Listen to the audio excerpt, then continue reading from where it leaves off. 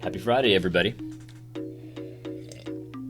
A couple of things here I wanted to just address really quick. This is going to be a very brief video. I know I always say that, and then I go 20 minutes. This can't be that way because I am definitely not... Are you hearing this, Alexa? Are you hearing this, technocrats? I am definitely not going to the gun store to purchase another firearm. Definitely not doing that. Anyway, wanted to address a couple things. Number one, you need to understand that there is a tidal wave of religious ceremonies coming your way. You're going to have to do this at work. You're going to have to give the pinch of incense wherever you go. It's going to be coming from your church, most likely. It's going to be coming everywhere, and I want you ready for it. Do not despair. I don't want you to be rebellious. I don't want you to be just, saying that everybody's an unbeliever and every freaking out on people. I don't want you doing that, but I want you ready to not consent. But we have to be shrewd too. That's the other thing, because your work is going to force you to sign some kind of compliance woke statement or participate in some nonsense. I have somebody that I work for, a customer of mine who sent out an email to this listserv to his company and to a bunch of other people and stuff like that. It basically just said, look, I know that everything's gone crazy. I know that our sales are down and people are struggling. I get that. But just, try to focus on the things that you can control. Very basic kind of rah-rah, go team, let's do business kind of message. Very basic, nothing controversial in it at all. 3 days later, he sent out I have to clarify what I meant, because apparently a bunch of social justice warriors reached out to him and basically called him a racist because this is our time. You can't do business during our time. And it's just absolutely insane. I was walking through my neighborhood and I saw someone with a rainbow flag in their window, but also a sign that said, if you're not outraged, you are part of the problem. And I'm over here like, well, there's like 10 things that I could potentially be outraged about. Which one are you talking about? And I just laughed when I saw it. I laughed out loud. They probably heard me. It's just preposterous, absolutely preposterous. And so you need to be ready to not consent, but at the same time, be shrewd, my friends. Be shrewd. If you have to sign a woke statement of something or other to keep your job, you know what? Maybe it's a good idea to sign that statement, put your fingers like this and instantly start looking for another job. Or maybe it's time to finally go into business for yourself, because the reality is that you can't get canceled if you work for yourself. And that's the reality of the situation. We need to be the opposite of fragile here. We need to be the opposite of fragile, because these beasts, these prophets of the other religion, these demons will try to destroy your life. They will try to get you fired. They will try to make it impossible for you to get a loan. They'll try to get you deplatformed off of Patreon. Whatever it is, they will attempt to do it because they are pagans. And they spread their religion, much like Islam spreads its religion, through war and violence and oppression and all that kind of stuff. It's the opposite. It's the anti-gospel. You need to understand that. So if you decide to not consent, your life will probably be more difficult. But I don't think a life bowing down to idols and worshiping demons and worshiping at the pagan altars of social justice, I don't think that's a life worth living. I'd rather be dead. You understand what I'm saying? I'd rather be dead than sign your woke statement. So shrewdness is required here, my friend. Be ready, though, because the Lord is good. The Lord will provide. We might have to start praying for our daily bread. But nothing wrong with praying for your daily bread. You already pray for your daily bread. Some of us just don't know it yet. You know what I mean? Some of us just don't know how much we rely on the Lord. And we do every single day. And He's good, man. He will see you through this revolution. He will see you through this tsunami, like Dr. James White used to predict. This tsunami of apostasy that we're seeing every day. I can't tell you how many emails I've gotten. Oh my goodness, my church, I can't believe it. I was not expecting this. Now all of a sudden, my conservative pastor's recommending Jamar Tisby. Jamar Tisby's about to make bank right now because everyone and their mother's recommending his awful, lying, evil, pagan book.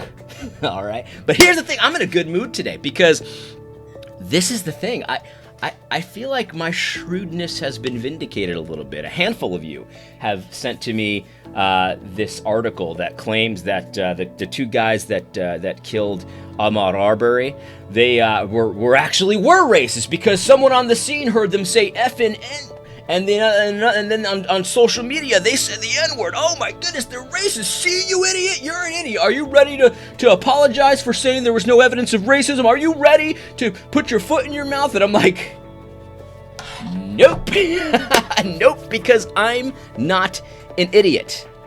Ever since the beginning of this, I said it could come out one day that they were the KKK Grand Wizard. It could come out today that they were racist. And it would make no difference to me because the thing is, I'm shrewd. And if you go back to my videos when I first talked about the Arbery situation, I said something a little bit like this. I said, there is no evidence of racism today on June 5th, 9 a.m., whatever it was, Eastern Standard Time, whatever it was when I said it. And the reason I did that is because I wanted to timestamp that so that you knew that I was operating in a certain time. And at the time when all y'all were lying that this guy was a racist, because you had no idea, except based on skin color, that he was a racist, there wasn't any evidence of it. This stuff just came out yesterday. Number one, this stuff just came out yesterday, so why would I apologize for saying there was no evidence of racism when there wasn't, except for skin color? Number two, do you really want to do this again? This sounds like it's your first rodeo where something comes out and you instantly jump on it because it fits your narrative, so it has to be true. How much you want to bet that there's going to be probably another side to this story as well? I'm not saying there is, but I'm not going to believe just a leak that happens to fit the narrative that everyone and their mother wants me to believe. I'm not that stupid. The question is, why are you? It could come out that it's completely accurate. It could have an audio recording of him saying effing, but maybe they don't. And maybe you're just being fooled again, just like with the Covington kids, apparently mocking that Native American man who was chanting gibberish to his demon gods. The thing is about social justice wars, it's never having to say you're sorry. You never learn your lesson because you are slaves to a pagan demon god who never, ever, ever, ever has anything bad to say so long as you're using his language of lies. You never have to say you're sorry. As long as you're lying in service of him, he doesn't care. He doesn't care. You can lie all day long. You can be fooled again and again. You can be naive to the nth degree. You can just perpetuate lies and false narratives and all that stuff. And you never learn your lesson because the demon god says it's okay. You've got a different law. You've got a different religion. You've got a different system altogether. And the reality is, guys, that you have to realize when you're dealing with a social justice warrior, facts don't matter. What you say doesn't matter. People ask me, how do I reach these people? I'm sorry, there's really no real way to do it. There's no tricks to it, because if you look at social justice warriors, before there was evidence. So let's just take this narrative for a second. Let's say that there is evidence that these two good old boys were flaming racists, right? Let's just accept the leaks. Let's say it's 100% accurate. So there's evidence that they were racist and they killed Ahmaud Arbery because he was black. Fine. So there's evidence of racism, then it's racism. Before there was evidence of racism, it was still racism. In fact, when there's no evidence of racism, that's the worst kind of racism at all. That's the hidden racism. You see, it doesn't matter. If there's evidence of racism, it's racism. If there's no evidence of racism, it's racism. And it doesn't matter. You don't understand. You can't reason with someone like that. You can't reason with someone who's willing to put themselves in that position. It's a subhuman way to think. It is a pagan, evil way to think, where no matter what, I'm right, and actually, if there's no evidence, I'm even more right than I would be if there was evidence, because evidence, of course, is one of the master's tools.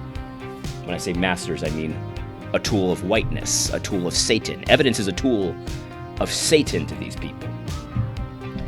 Guys, this is a different religion, and you need to understand that. And so how do you reach these people? There's only one way to reach people that are members of a different religion, and that's through that gospel, through that word. You have to preach the word to these people. When they come at you and start talking about dividing up the church like a pizza, when they come at you and say that this little girl here, she's got to march for her life, and you see how much of a lie that is. She doesn't have to march for her life. She could be drawing on the sidewalk and playing chalk and playing with toys and all that. But Jamar Tisby says, look at her. She has to march for her life, using this little innocent girl like a pawn in his stupid little game. When somebody comes at you with that, You need to go at them with the gospel of Jesus Christ. There's a way out of this lie. There's a way out of this continual practice of evil. And it's through the forgiveness available in Jesus Christ. And so I urge you to put away your sin. Don't return to your sin like a dog returns to his vomit. Look to Christ and obey his word. That's the only way to reach these people. Anyway, I hope you found this video helpful. God bless.